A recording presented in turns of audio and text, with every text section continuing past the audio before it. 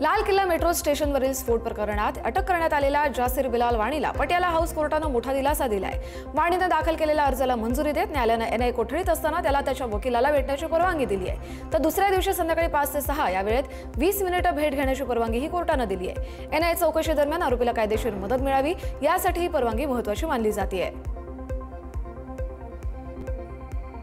दिल्लीतील Saint Columbus शाळेतील विद्यार्थी शौर्य पाटीलच्या आत्महत्या प्रकरणानंतर संताप वाढत असून जंतर मंतर मैदानावर नागरिकांनी कॅन्डल मार्च काढला। शिक्षकांच्या छळाला कंटाळून आत्महत्या केल्याचा उल्लेख शौर्यनं 2 पानी सुसाईड नोटमध्ये केला होता। सलग 2 दिवस शाळेसमोर आंदोलन केल्यानंतर पालक आणि विद्यार्थी आणि मराठी नागरिक मोठ्या संख्येने या मार्चमध्ये सहभागी झाले। शौर्याला न्याय, दोषी शिक्षकांवर कारवाई आणि शाळेची मान्यता रद्द करण्याची मागणी यावेळी नागरिकांनी केली आहे। दरम्यान 4 शिक्षकांविरोधात एफआयआर दाखल करण्यात आलं असून शाळेनं त्यांना निलंबित केलंय। दुबई एअर शो मध्ये तेजस लढाऊ विमानाचं प्रात्यक्षिक करताना झालेल्या अपघातात भारतीय हवाई दलाचे विंग कमांडर नमांश सियाल यांचं दुर्दैवी निधन झाले आणि अपघातापूर्वीचा त्यांचा अधिकाऱ्यांसोबतचा व्हिडिओ सध्या समोर आलाय। हिमाचलच्या कांग्र्यातील रहिवासी सियाल हे फक्त 34 वर्षांचे होते। तसंच त्यांना बढतीही मिळणार होती। त्यांच्या पश्चात पत्नी, लहान मुलगी आणि आई वडील असा परिवार आहे। आयएफनं अपघाताच्या कारणांची चौकशी सुरू केली असून निगेटिव्ह जी मॅन्युअर दरम्यान नियंत्रण सुटल्याची शक्यता व्यक्त केली जाते। राहुल गांधींच्या मतचोरीच्या आरोपावर टीका करणाऱ्या 272 प्रतिष्ठित व्यक्तींवर काँग्रेसनं गंभीर आरोप केलेत। या व्यक्तींमधील अनेकांचा बीजेपी आणि आरएसएसशी संबंध असून अनेकांवर भ्रष्टाचाराचे आरोप असल्याचा दावा या पक्षानं केलाय। राहुल गांधींनी पुराव्यांसह केलेल्या मतचोरीच्या दाव्याला कमजोर करण्यासाठी हे तथाकथित प्रतिष्ठित पुढे आल्याचा आरोप काँग्रेसनं केलाय। सुप्रिया श्रीनेत यांनी लक्ष्मीपुरी, माजी न्यायमूर्ती आदर्श गोयल यांच्यासह काही नावांचा उल्लेख केलाय। दरम्यान 272 पैकी काही जण भाजपमध्ये सामील झाले असून काही लोकांवर गंभीर घोटाळ्यांना सामोरे जात असल्याचंही काँग्रेसचं म्हणणं आहे। राजीनाम्यानंतर प्रथमच सार्वजनिकरित्या बोलताना माजी उपराष्ट्रपती जगदीप धनखड यांनी आरएसएसच्या तत्वज्ञानाचं जोरदार कौतुक केलंय। दिल्लीतील हम और यह विश्व या पुस्तक प्रकाशन सोहळ्यात धनखड यांनी भारतानं सांस्कृतिक सामर्थ्य आणि आत्मविश्वासाच्या आधारावर जगाशी संवाद साधला पाहिजे असं म्हटलं। मनमोहन वैद्य लिखित पुस्तक भारताच्या सांस्कृतिक मूल्यांची जाणीव वाढवणार असल्याचंही त्यांनी नमूद केलं। संस्थात्मक सचोटी, सांस्कृतिक मुळं आणि राष्ट्रीय आत्मविश्वास ही भारताला जागतिक स्तरावर मार्गदर्शन करणारी मूल्य असल्याचंही धनखड म्हणाले। त्यांच्या या भूमिकेला भाजपच्या वैचारिक धारेशी जवळीक म्हणून पाहिलं जात आहे। काश्मीर खोऱ्यात तापमान वेगानं घसरत असून तीव्र थंडीची लाट सुरू झाली आहे। श्रीनगरमध्ये किमान तापमान -2 डिग्रीवर पोहोचले आणि त्यामुळे थंडीमुळे जनजीवन विस्कळीत झालंय। एमईटी संचालक मुख्तार अहमद यांनी येत्या काही दिवसात तापमानात आणखी घट होण्याचा इशाराही दिलाय। रात्रीच्या वेळी तापमान शून्याखाली राहणार असून काही सरोवरांमध्ये बर्फ जमा होऊ लागलाय। नागरिकांना सकाळ संध्याकाळ बाहेर पडताना विशेष काळजी घेण्याचं आवाहन देखील करण्यात आलंय। हवामान विभागानं सध्या मोठ्या पावसाची किंवा बर्फवृष्टीची शक्यता नसल्याचंही स्पष्ट केलंय। लष्कर प्रमुख जनरल उपेंद्र द्विवेदी यांनी ऑपरेशन सिंदूरची तुलना एकसंध ऑर्केस्ट्राशी करत भारतीय लष्कराच्या अचूक समन्वयाचं कौतुक केलंय। फक्त 22 मिनिटात 9 दहशतवादी तळ उद्ध्वस्त करणाऱ्या या कारवाईत हवाई आणि जमिनीवरील दलांनी विलक्षण समन्वय साधल्याचं त्यांनी म्हटलं। प्रत्येक जवानानं आपली भूमिका उत्तम रीतीनं पार पाडल्यामुळे ही मोहीम यशस्वी झाली असंही ते म्हणाले। जनरल द्विवेदींच्या विधानानुसार हे ऑपरेशन भारतीय लष्कराची सामरिक क्षमता, वेग आणि व्यावसायिकता अधोरेखित करणारं ठरलंय। हरिद्वारच्या दुर्गम सीमावर्ती भागात भारतीय लष्कराच्या वेस्टर्न कमांडनं रॅम प्रहार या संयुक्त अभियानांतर्गत 4 आठवड्यांचा मोठा युद्ध सराव पूर्ण केलाय। पाकिस्तानच्या तळांवर घुसखोरी करून शत्रूच्या उद्दिष्टांवर कब्जा करण्याच्या रणनीतीवर या सरावात भर देण्यात आला। दुधाला दयालवाला या परिसरात प्रथमच हा सराव झाला असून जमिनीवरील आणि हवाई सामर्थ्याची ताकद दाखवण्यात आली। शत्रूंना चुकीची हालचाल केल्यास ऑपरेशन सिंदूरपेक्षाही कडक उत्तर दिलं जाईल असा इशारा कमांडंट MK कटियार यांनी दिलाय। कर्नाटकमध्ये जमीन अधिग्रहणाशी संबंधित तब्बल 65,000 प्रकरणं प्रलंबित असल्याचं उपमुख्यमंत्री DK शिवकुमार यांनी जाहीर केलंय। या प्रकरणात गैरव्यवहार झालेत का याचा तपास करण्यासाठी विशेष तपास पथक स्थापन करण्यात येणार आहे। अधिग्रहण प्रक्रियेतील विलंबामुळे बंगळुरूमधील अनेक विकास कामांवर परिणाम झाला असून सरकारी प्रकल्पही अडकलेत। प्रलंबित प्रकरणांचा सखोल तपास करून जलद तोडगा काढणं आणि पायाभूत सुविधांच्या प्रकल्पांना गती देणं हाच या SITचा प्राथमिक उद्देश असेल असं शिवकुमार यांनी स्पष्ट केलंय।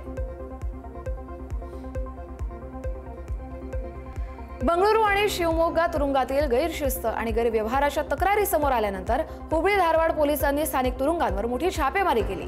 पोलीस आयुक्तांच्या नेतृत्वाखालील पथकांनी अचानक तपासणी करून कोठड्यांची सखोल छाननीही केली। नियमांचं पालन होतंय का आणि कैद्यांकडून अवैध वस्तू वापरल्या जात आहेत का याची खात्री करण्यासाठी कारवाई करण्यात आली।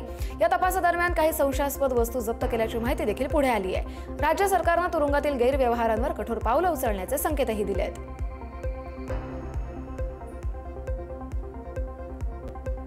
तामिळनाडूमधील थिरुपंडी आणि परिसरात सततच्या पावसामुळे शेतीचं मोठं नुकसान झालंय। कावेरी डेल्टा प्रदेशातील अनेक एकरांवर कुरावई आणि सांबा ही तांदळाची पिकं पाण्याखाली गेली असून निचरा व्यवस्था नसल्यानं पिकं सडू लागली आहेत। दरवर्षीची हीच समस्या पुन्हा समोर आली असून शेतकरी गंभीर आर्थिक संकटात सापडलेत। पाणी साचल्यामुळे मोठं नुकसान होत असतानाच शेतकऱ्यांनी तातडीचं सर्वेक्षण आणि नुकसान भरपाईची मागणी देखील प्रशासनाकडे केली आहे। तामिळनाडूच्या कोडाई कनालमधील पुंडी गावात कालवा फुटल्यानं मोठं भूस्खलन झालं असून लाखो रुपयांच्या लसणाच्या पिकांचं नुकसान झालंय। माती आणि गाळ शेतात वाहून आल्यानं काढणीला आलेलं पीक पूर्णपणे नष्ट झालंय। शेतकरी आर्थिक संकटात सापडले असून या नुकसानीतून सावरण्यास अनेक महिने लागू शकतात अशी भीती व्यक्त केली जाते। शेतकऱ्यांनी प्रशासनाला त्वरित पंचनामा आणि नुकसान भरपाई देण्याची मागणीही केली आहे। योग्य उपाययोजना न केल्यास अशा दुर्घटना पुन्हा घडू शकतात असा इशारा देखील त्यांनी दिला आहे। केंद्रीय मंत्री नितीन गडकरी यांनी शेतकऱ्यांना शेती उत्पादन वाढवण्यासाठी कृत्रिम बुद्धिमत्ता म्हणजेच एआयचा वापर करण्याचं आवाहन केलंय। गडकरींच्या मते एआयचा प्रति एकर खर्च नगण्य असून पारंपरिक शेती पद्धतींना आधुनिक तंत्रज्ञानाची जोड देणं आता काळाची गरज आहे। देशातील शेती अनेक समस्यांना तोंड देत असतानाच एआय तंत्रज्ञानामुळे वेळ आणि पैशाची बचत होईल, तसंच शेतकऱ्यांना चांगलं उत्पन्न मिळण्याची मोठी संधी उपलब्ध होईल असंही ते पुढे म्हणाले। बदल स्वीकारण्याचं आवाहन करत त्यांनी शेतीत नव्या क्रांतीची शक्यता देखील व्यक्त केली आहे। आध्यात्मिक गुरु श्री सत्य साईबाबा यांनी लाखो लोकांना सेवेच्या मार्गावर चालण्यासाठी प्रेरित केलं असं मत राष्ट्रपती द्रौपदी मुर्मू यांनी व्यक्त केलंय। श्री सत्य साई जिल्ह्यातील पुट्टुपर्थी इथं सत्य साईबाबांच्या जन्मशताब्दी सोहळ्याला संबोधित करताना त्या बोलल्या, सगळ्यांवर प्रेम करा, सगळ्यांची सेवा करा, नेहमी मदत करा आणि कोणालाही दुखावू नका। बाबांचा हा संदेश शाश्वत आणि सार्वत्रिक आहे असं देखील त्यावेळी पुढे म्हणाल्या। या सोहळ्यात सहभागी होण्यासाठी राष्ट्रपती द्रौपदी मुर्मू यांचा आंध्र प्रदेशचे मुख्यमंत्री एन चंद्रबाबू नायडू आणि अन्य मान्यवरांनी स्वागतही केलं। केंद्रीय मंत्री आणि भाजपचे राष्ट्रीय अध्यक्ष जे.पी. नड्डा यांनी सरदार वल्लभभाई पटेल यांच्या 150व्या जयंतीनिमित्त त्यांना दिल्लीत पुष्पांजली अर्पण करून आदरांजली वाहिली। यावेळी केंद्रीय मंत्री मनसुख मांडविया यांच्यासह नड्डा यांनी एकता मार्चला हिरवा झेंडाही दाखवला। नड्डा यांनी यावेळी बोलताना सरदार पटेल यांच्या योगदानाची आठवण करून दिली आणि त्यांचं कार्य युवा पिढीला विकसित भारताच्या दिशेने घेऊन जाण्यासाठी प्रेरणा देणारं असल्याचंही म्हटलंय। केंद्रीय मंत्री जे.पी. नड्डा यांच्यासह भारतीय जनता पक्षाच्या अनेक वरिष्ठ नेत्यांनी दिल्लीत आयोजित करण्यात आलेल्या एकता मार्चमध्ये सहभाग घेतला। या मार्चच्या माध्यमातून भाजप नेत्यांनी राष्ट्रीय एकता आणि अखंडतेचा संदेश दिला। या एकता मार्चचा उद्देश देशातील विविधतेत एकता जपण्याचे आणि नागरिकांमध्ये राष्ट्रीय भावना वाढवण्याचा आहे असं पक्षाच्या नेत्यांनी म्हटलं। यावेळी बोलताना नेत्यांनी राष्ट्रीय एकात्मतेचे महत्त्व देखील अधोरेखित केलं।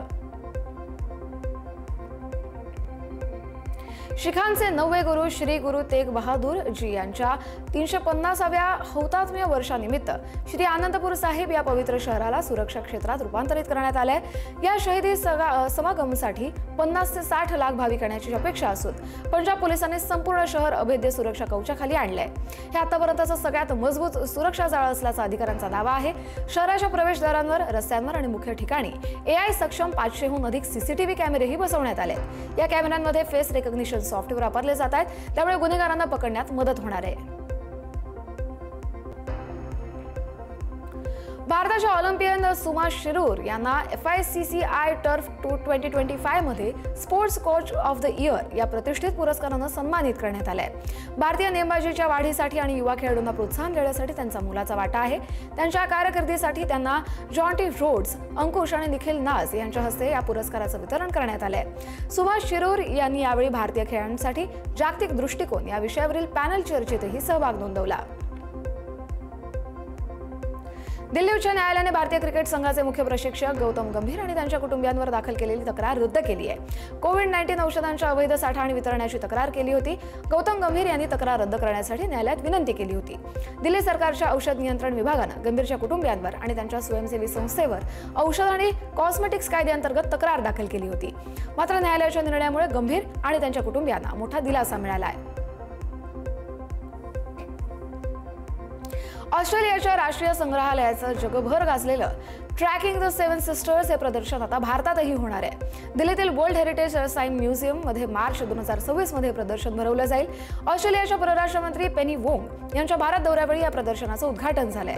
जागतिक स्तरावर आपल्या भव्यतेसाठी ओळखलं जाणारे हे प्रदर्शन पश्चिम आणि मध्य ऑस्ट्रेलियातील मूळ भारतीयांची पौराणिक कथा सांगतं।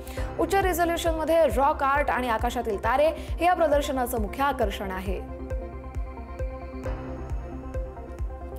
गोव्यातील इफ्फी 2025 मध्ये यावर्षी NFDC NFAI यांच्याद्वारे पुनर्संचयित केलेले 18 क्लासिक भारतीय चित्रपट मुख्य आकर्षण ठरणार आहेत। नॅशनल फिल्म हेरिटेज मिशन अंतर्गत जतन केलेल्या या कलाकृती इंडियन पॅनोरमा स्पेशल पॅकेजचा भाग म्हणून प्रदर्शित होत आहेत। हिंदी, मराठी, बंगाली, तेलुगू आणि मल्याळम या भाषेतील चित्रपटांमध्ये गुरुदत्त यांचा प्यासा, ऋत्विक घटक यांचा सुवर्णरेखा, राज खोसला यांचा CID आणि व्ही शांताराम यांचा डॉक्टर कोटनीस की अमर कहाणी यांचा समावेश आहे। तसंच 1927 मधील बाबूराव पेंटरांचा मुकपट मुरलीवाला लाईव्ह संगीतासह देखील दाखवला जाणार आहे। G20 शिखर परिषदेच्या निमित्तानं पंतप्रधान नरेंद्र मोदी यांनी दक्षिण आफ्रिकेतील जोहान्सबर्ग येथे इटलीच्या पंतप्रधान जॉर्जिया मेलोनी यांची भेट घेतली आहे। यावेळी दोन्ही नेत्यांमध्ये द्विपक्षीय संबंध मजबूत करणं तसंच महत्त्वाच्या जागतिक मुद्द्यांवर चर्चा झाली। भारत-इटली भागीदारीचं आंतरराष्ट्रीय महत्त्व या भेटीत अधोरेखित झालं। G20 सारख्या जागतिक मंचावर दोन्ही देशांनी सामूहिक सहकार्यासाठी पुढील दिशा ठरवली आणि या बैठकीमुळे भविष्यात रणनीतिक भागीदारी आणखी मजबूत होण्याची अपेक्षा देखील व्यक्त केली। जोहान्सबर्गमध्ये सुरू असलेल्या G20 शिखर परिषदेत पंतप्रधान नरेंद्र मोदी यांनी जागतिक नेत्यांसोबत पारंपरिक कौटुंबिक फोटोसाठी पोज दिली। सदस्य आणि आमंत्रित राष्ट्रांच्या प्रमुखांचा हा फोटो एकता आणि सहकार्याचा संदेश देणारा ठरला। यावेळी मोदी इतर नेत्यांशी संवाद साधताना आणि हस्तांदोलन करतानाही दिसले। या परिषदेदरम्यान मोदींनी वसुधैव कुटुंबकम म्हणजेच वन अर्थ, वन फॅमिली आणि वन फ्युचर या दृष्टिकोनातून आपले विचारही मांडले। G20 नेत्यांच्या बैठकीत पंतप्रधान नरेंद्र मोदी यांनी जागतिक विकासासाठी 3 महत्त्वाचे उपक्रम प्रस्तावित केले।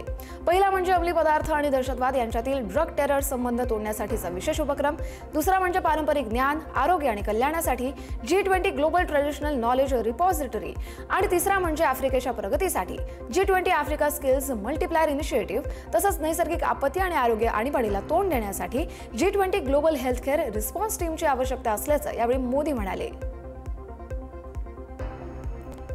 पंतप्रधान नरेंद्र मोदी यांनी दक्षिण आफ्रिकेतील जोहान्सबर्ग येथे G20 शिखर परिषदेच्या निमित्तानं आयोजित एका कार्यक्रमात गंगा माया या सादरीकरणाचा तसंच दक्षिण आफ्रिकेच्या गिरमिटिया गीतांचा मनसोक्त आनंद घेतला। गिरमिटिया हे गीत दक्षिण आफ्रिकेत स्थायिक झालेल्या भारतीय वंशाच्या लोकांचा इतिहास आणि संस्कृती दाखवतं। यावेळी पंतप्रधान मोदी यांनी या दोन्ही देशांच्या संस्कृतीचा मिलाफ असलेल्या खास ऑर्केस्ट्राला शांतपणे हजेरीही लावली। सांस्कृतिक देवाणघेवाणीला प्रोत्साहन देण्याच्या दृष्टीनं ही भेट महत्त्वाची ठरली। अमेरिकेचे राष्ट्राध्यक्ष डोनाल्ड ट्रम्प यांनी जोहरान ममदानी यांची भेट घेतली आहे। यावेळी ट्रम्प यांनी गप्पा मारताना त्यांना पूर्ण मोकळीकही दिली। एका पत्रकारानं अध्यक्षांना फॅसिस्ट मानता का असा प्रश्न ममदानींना विचारला। यावेळी ट्रम्प हसले आणि हो म्हणा, ते समजण्यासाठी सोपं जाईल, मला काही प्रॉब्लेम नाही असं म्हटलं। ममदानींच्या राजकीय मतांबाबत ट्रम्प यांनी केवळ थोडी वेगळी मतं आहेत एवढीच टीकाही केली। सर्वाधिक लक्षवेधी क्षण ठरला म्हणजे रिपब्लिकन नेत्या एलिस स्टेफनिक यांच्या जिहादी टिप्पणीवर पत्रकारांनी विचारलेला प्रश्न। यावर ट्रम्प यांनी लगेच उत्तर न देता नाही, मला तसं काही वाटत नाही, प्रचार करताना कधी कधी काही वक्तव्य केली जातात असं उत्तर दिलं। अमेरिकेतील उत्तर कॅरोलिना इथं ख्रिसमसच्या उत्सवादरम्यान गोळीबार झाला आणि या गोळीबारात अनेक जणांचा मृत्यू झाल्याची भीती व्यक्त केली जाते। या घटनेमुळे संपूर्ण देशात भीतीचं वातावरण पसरलंय। कॉनकॉर्ड शहरात 28व्या वार्षिक ख्रिसमस ट्री लाइटिंग सेरेमनीचं आयोजन करण्यात आलं होतं। हा कार्यक्रम शहराच्या नागरिकांसाठी एक आनंदाचा आणि उत्सवाचा कार्यक्रम मानला जातो। याच कार्यक्रमात अचानक गोळीबार झाल्यानं खळबळ माजली आणि या गोळीबाराचा व्हिडिओ सध्या सोशल मीडियावर व्हायरल झालाय। ओमानमध्ये राष्ट्रीय दिन उत्साहात साजरा करण्यात येतोय आणि या उत्सवादरम्यान सुलतान हैथम बिन तारिफ यांनी फ्लीट परेड 2025चं नेतृत्व केलंय। या भव्य सागरी संचलनात ओमानच्या शाही नौदलाची जहाजं आणि शाही याटांचा देखील सहभाग होता। ओमानच्या समुद्री वारसा आणि सामरिक शक्तीचं प्रदर्शन करणाऱ्या या कार्यक्रमाची सुरुवात सुलतान हैथम बिन तारिक यांच्या स्वागतासाठी करण्यात आलेल्या 21 तोफांच्या सलामीनं झाली। हे राष्ट्रीय दिनाच्या उत्सवांतर्गत अल कुरुम बीच इथं तंत्रज्ञान प्रदर्शन, लेझर शो आणि विविध सांस्कृतिक कार्यक्रम देखील आयोजित करण्यात आले। Academy of motion picture arts and सायन्सनं 2026 ऑस्कर पुरस्कारांसाठी चित्रपटांची यादी जाहीर केली आहे. यावर्षी 201 माहितीपट, 86 आंतरराष्ट्रीय चित्रपट आणि 35 अॅनिमेटेड चित्रपट ऑस्करसाठी पात्र ठरलेत. माहितीपटांची ही संख्या अलीकडील वर्षांमध्ये सर्वाधिक आहे. यामध्ये नेटफ्लिक्स, ॲपल आणि निऑन यासारख्या मोठ्या स्टुडिओच्या चित्रपटांचा समावेश आहे. तसंच अनेक कुटुंबावर आधारित आणि मध्य पूर्वेकडील संघर्षाशी संबंधित चित्रपटही पात्र ठरलेत. आंतरराष्ट्रीय चित्रपट विभागात नॉर्वे, ब्राझील, दक्षिण कोरिया आणि स्पेनसह 86 देशांच्या नोंदी आहेत.